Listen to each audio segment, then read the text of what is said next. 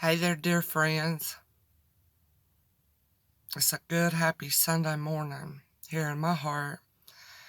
Um, I was just so thankful for getting to go live last night and for all the sweet people that came and joined. And I want to tell you, I was struck in my heart by something that someone said in there. Brother Lloyd, hope it's okay to say your name here on this. So gently and kindly, the Lord just spoke right through his mouth, and it just kind of grabbed my heart. And I was thinking about it and talking with the Lord last night as I went to sleep, and this morning, thinking. And what was said that struck me was about, yes, some people have grown into some maturity with the Lord, but then he did something so beautiful. He remembered the weaker brother, and it caused me to remember. And he said, but some people have not gotten. Everybody's in a different place. And we got to remember them. Because what good is it going to do me maturing and growing in the Lord and running ahead when there's people right here falling by the wayside, left and right, being tripped up by the cares and troubles of this world, being attacked and assaulted by the enemy in their mind, They need a helping hand. They need somebody to say, you know what? Even if I don't come in first here, and even if whatever, I'm going to turn around and go back and go be with them where they're at so I can help them. And that reminded me of something that Jesus was talking to with Peter. He called him Simon at that time. And that's where I wanted to share just a little bit here for anybody. In Luke 22:32, and these scriptures have got to do with laying down your life for your friend, caring, and just imitating Jesus and how he did. That's what it's got to do about for anybody. Luke 22:32, Jesus said, Simon, Satan wants to sift you like wheat. Kind of paraphrasing here. Y'all know these scriptures. And he said, but I've prayed for you, Simon, that your faith will not fail. And when you turn back, go and strengthen your brothers. So see here we can see the Lord knows when we're going to fail, doesn't he? He knows what this trial and this trouble and this situation is going to do to us. He knows that. But Jesus prayed for him that his faith would not fail. But here's what he said. When you get through this trial, when you get through this temptation and this hard time, I want you to turn back. I want you to go back and strengthen your brothers. Don't forget about them, 1 Corinthians 9:22, it got me thinking about this scripture that Paul was talking about, and he said, I have become all things to all men. To the weak, I become weak to win them. I share in their weaknesses. I've become all things to all people that I might save some. And another thing that Brother Lloyd had shared that spoke to me, he was talking about, it's just according to who you're dealing with at the time. If I'm speaking to somebody who's very mature in the Lord, and I've been walking with him a long time, my conversation with them is not going to sound like the conversation I'm having with my 13-year-old daughter who's just getting to know the Lord. Because I'm going to be speaking a language. If I speak with her like I speak with that person, she's not going to understand what I'm saying. And it's not going to benefit her. And I've done this. This is why I know if I start overloading her with all these things I know about and wisdom and this, that, and the other, it might make her feel like, well, I'm really not that strong in the Lord. Maybe I just don't even really know what I'm talking about. It might put them down and harm them, you know? And I do believe to share, but I think, by the Spirit, as He brings it to our mind and as He leads us to share with different people. So it's not that I'm compromising the gospel or not standing for the truth. It's just that, like Jesus did, we got to humble ourselves that we might go and sympathize and understand other people's weaknesses or where they're at in their faith. Listen to them. Remember how we used to struggle and what we used to fear and how we used to be in our relationship with the Lord in the earlier days. Sometimes we forget, don't we? I had another friend message me that. Michelle, didn't you? And you said she found herself growing kind of frustrated. I hope it's okay I share this. And impatient a little bit with a younger believer. I have done that too. I have done that. But I think this is what these scriptures are talking about here. Let us remember. And I got a couple more here. It says, Romans 14:1, it says, accept those whose faith is weak without passing judgment. Just really listening. What the Lord's showing them. What He's teaching them.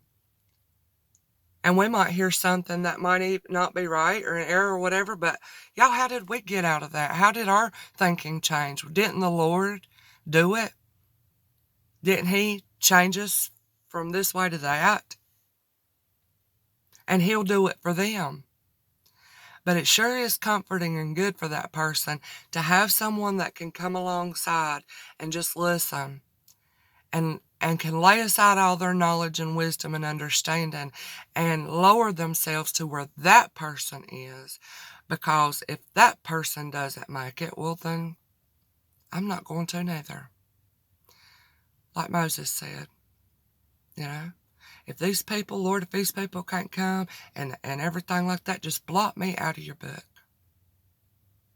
I shared this last night, and Paul said, you know what? I would be cut off from Christ if you could have this, if you could know this, if you could be in this. I would be cut off from Christ. What kind of love and humility and understanding did they have of how we are to treat those, our brothers and sisters, that are walking along with us, though everybody in a different place? Who is more important?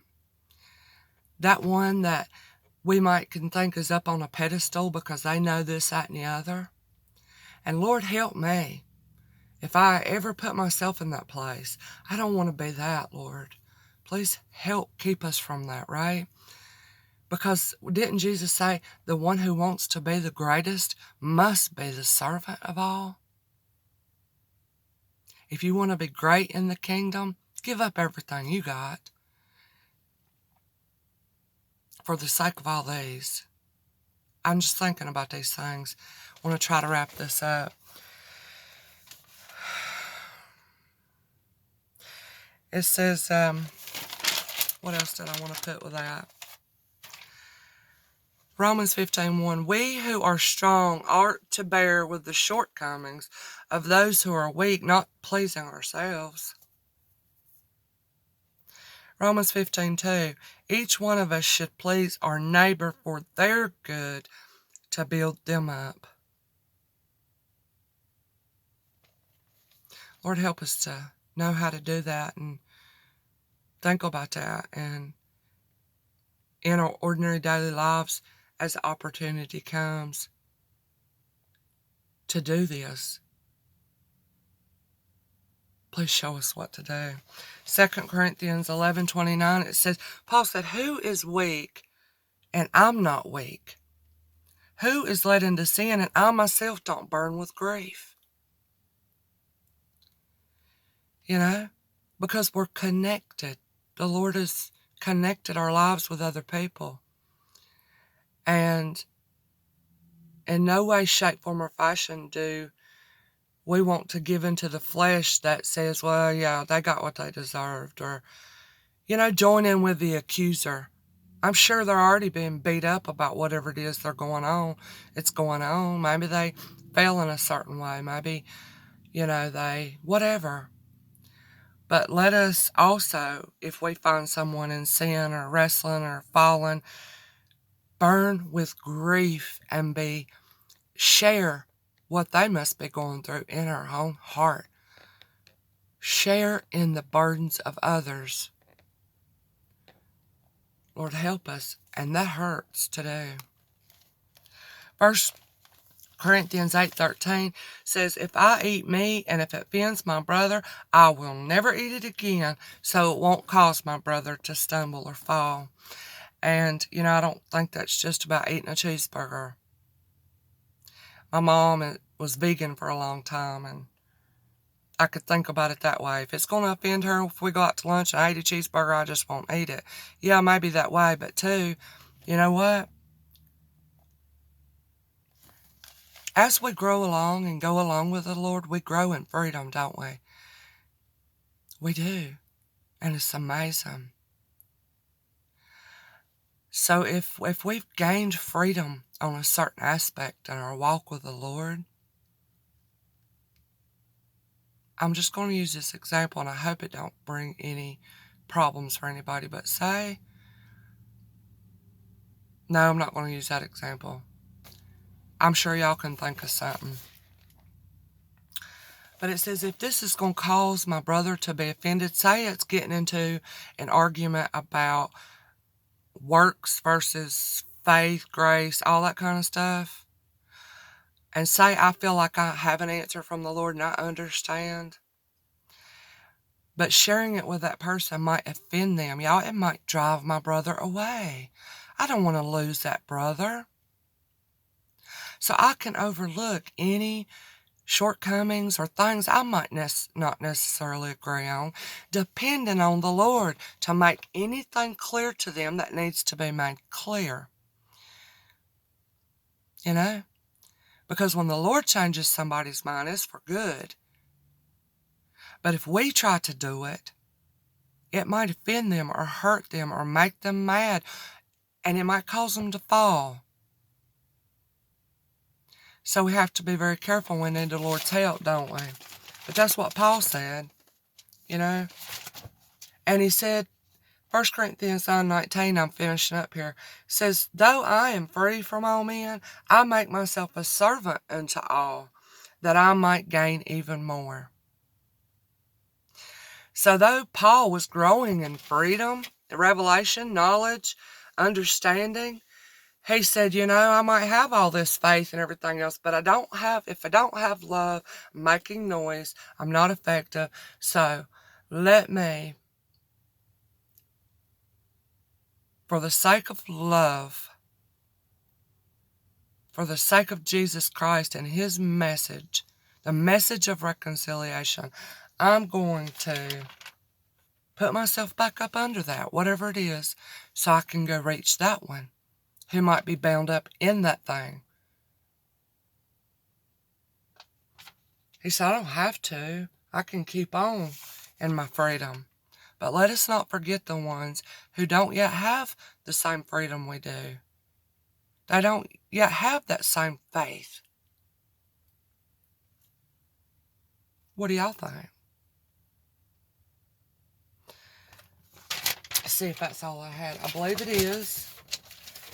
I just wanted to share those few scriptures that came to my mind today and thinking about. I feel like the Lord just kind of pierced my heart a little bit to say, yeah, share. It's wonderful. Share what the Lord's teaching you. But then really listen to other people. You still got so much to learn, Misty. I learned so much by listening to my brothers and sisters last night and where they're at in their walk. And it was so beautiful to see their face light up, to hear them overflow in thanksgiving and joy for what the Lord was doing in their life right now.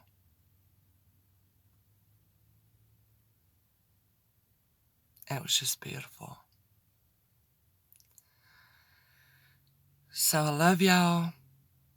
I hope any of this might help anybody else to think. And if you've got anything to add to that or share what you're thinking about or just whatever, please share it in the comments for everybody to read so that we can help each other. Talk to y'all soon.